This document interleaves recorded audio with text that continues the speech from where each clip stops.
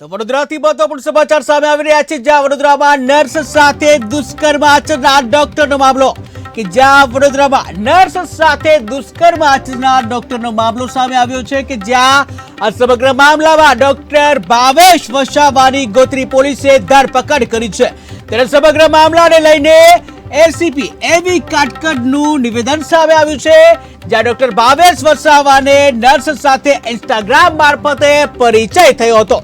ત્યારે 2023 સપ્ટેમ્બર થી 1 જૂન સુધી નર્સને લગ્નની લાલચ આપી દુષ્કર્મ આચર્યું હતું, જ્યાં આખરે ડોક્ટરે લગ્નની ના પાડતા નર્સે ફરિયાદ નોંધાવી હતી, જ્યાં ફરિયાદને આધારે ડોક્ટર ભાવેશ વસાવાની ધરપકડ કરવામાં આવી છે।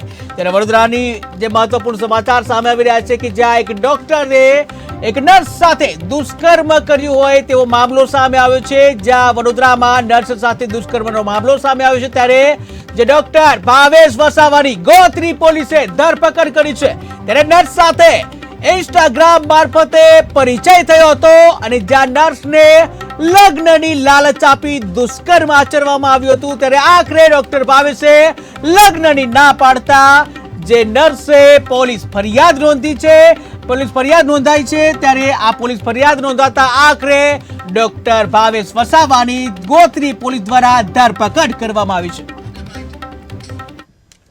ગોત્રી પોલીસ સ્ટેશનમાં એક દુષ્કર્મના બનાવ બાબતે ગુનો દાખલ કરવામાં આવેલ છે, જેમાં આરોપી ભાવેશ વસાવા જે ડૉક્ટર છે એને અને ભોગ બનનાર સાથે ઇન્સ્ટાગ્રામથી સપ્ટેમ્બર 2023માં ઓળખાણ થયેલ અને આ જે આરોપી છે એણે ભોગ બનનારને લગ્ન કરવાની લાલચ આપી એની સાથે એની મરજી વિરુદ્ધ દુષ્કર્મ ગુજારેલ છે, જે બાબતે ગોત્રી પોલીસ સ્ટેશનમાં ગુનો દાખલ કરવામાં આવેલ છે અને આરોપીની ધરપકડ કરવામાં આવેલ છે અને આગળની કાર્યવાહી હાલ ચાલુ છે। 2024ના રોજ